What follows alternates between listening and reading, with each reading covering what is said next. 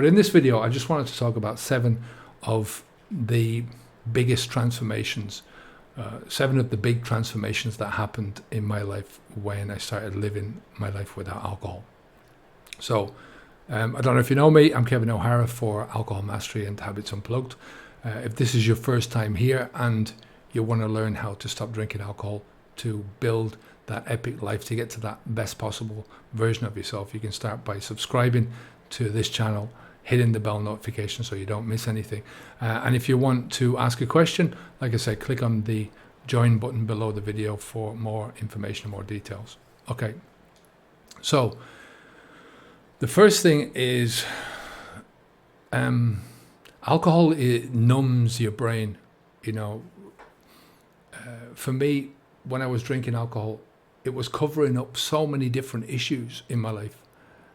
It was caused a lot of those issues as well. You know, there was a lot of stuff that was just happening in my life, and alcohol gives you that tool to hide from them, to hide from yourself, to hide from problems, to hide from reality.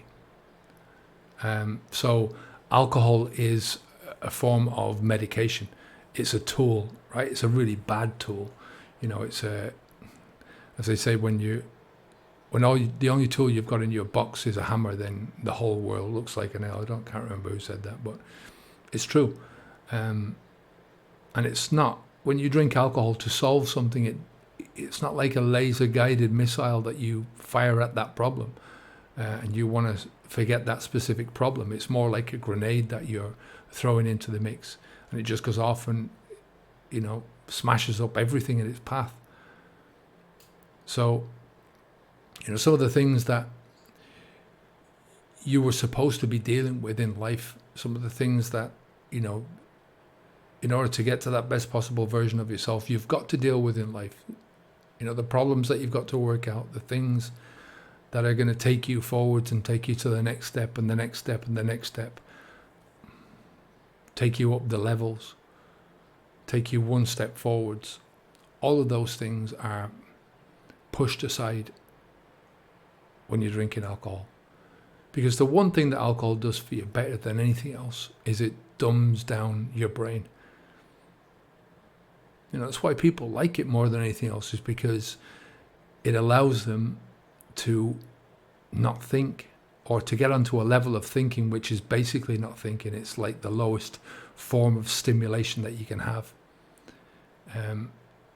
But that dumbing down effect starts out on a very short-term basis. When you start drinking first, it starts out and it's just, you know, it's hitting you short-term. But the accumulation of the alcohol, the accumulation of all the times that you're drinking alcohol, that accumulates the dumbing down process, and that dumbing down starts to stick. It starts to become who you are and what you do. So one of the biggest transformations for me was to allow my brain to come out of that state, you know, and you know, there's so many problems, like I said, that you have to deal with because of alcohol. And I always use the analogy of an onion. You know, you peel back the layers of an onion, so that brown skin on the outside of the onion is your alcohol problem, or whatever it is, whatever problem you're using to hold you back. And once you take away that peel, then you start to peel back more layers and more layers and more layers, and you uncover things about yourself that have been hidden for a long time. I'm not just talking about problems, I'm talking about skills, you know, natural skills that you have, you know, natural skills that you might have built up, or just knowledge that you have that you've forgotten, that you haven't been using in a long time. You know, a lot of people find this whole process boring at the beginning when they stop drinking alcohol, because of that, you know, the dumbing down is stopped. And, you know, what used to be amusing to you, what used to be attractive to you, what used to be stimulating to you is no longer any of those things, because your brain has started to pump up to that next level. And those things that you used to find stimulating are now boring. You know, sitting in the pub listening to gobshites talking, I mean, how boring can you get, right? But it just means, I mean, for me, when I stopped, it was just gradually dealing with the problems, dealing with the demons that are created by the alcohol. Like I said, I never thought there's not any such thing as a demon as such. It's more that the more you allow problems and difficulties in your life to fester, the more you're going to create these problems that just expand and expand until they seem demonic. And it's an easy excuse for people to say, oh well, it's part of my life, it's part of my past, it's part of this, it's part of that, blah blah blah. So a lot of personal issues will start to pop up, and you can deal with them.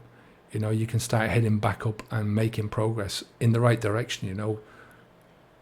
That's one of the biggest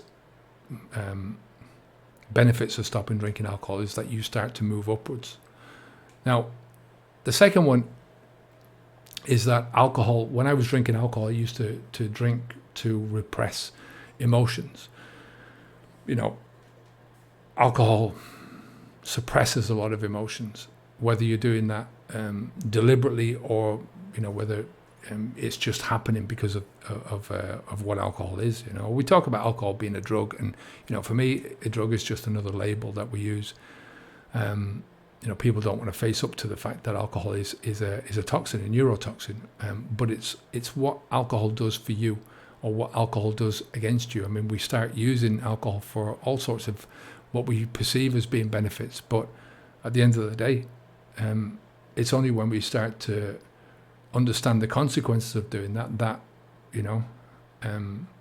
A follows, or B follows A. That with life is about trade-offs. You're trading off instant buzz for long-term health. You're trading off instant buzz for long-term success in life. You can't have everything, despite what some people want to tell you these days. So, I used to use alcohol for a repressant for bad experiences, or to express good experiences. So you're pushing down bad emotions. You drink because you don't want to feel these bad emotions, and then you're drinking as well because you want to express good emotions. You want to feel happy. You want to feel contented with your life. And each of those things then becomes tied to alcohol, and that's the biggest problem. That you're pushing down these emotions, and you need to keep pushing them down, so you need to keep drinking. And the emotions are getting worse because the problems that are causing the emotions, the bad emotions, are not being solved. And your good emotions, the happiness, or what you think is happiness, your happiness levels, the levels of happiness that you feel, become so watered down that you don't know what happiness is anymore, and you don't understand it until you stop. And you've been away from alcohol for a while, and you start to really feel that happiness coming back into your life, and the joy, And it's all because alcohol has become tied to the emotions. You need to drink in order to feel happy. You can't feel happy with other people without drinking. How many people have gone into a pub and said, I can't have a social conversation with somebody unless I have a drink because I feel whatever, That's the way I felt. There's a lot of unwanted and painful and fearful emotions that people push down, uncomfortable situations, confrontational situations. Grief is a huge one. If you're going through grief, I've been through that myself a few times, and it's really it's not a good thing, because it extends the grief without, there's the stages of grief that you need to go through in order to beat the grief, and you can't beat it unless you go through those stages.